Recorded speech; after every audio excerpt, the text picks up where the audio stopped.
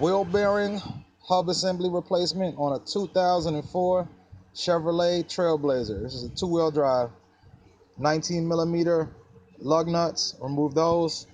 13 millimeter holds on the caliper itself. 13 millimeter right here, remove those. Then you have an 18 millimeter right here you need to remove. Another 18 millimeter right here you need to remove. Then back here to actually remove the actual assembly, 18 millimeter, 18 millimeter, 18 millimeter. Remove these three. After you remove those, this will be out the way. Those were the 13 millimeters. This will be out the way, the 18 millimeters. Then you slide the rotor off. And when you slide the rotor off, you can take off this little shield, and then the hub assembly comes out. When you get the hub assembly out, you have these clips. New clips should come with your new hub assembly. Mine did.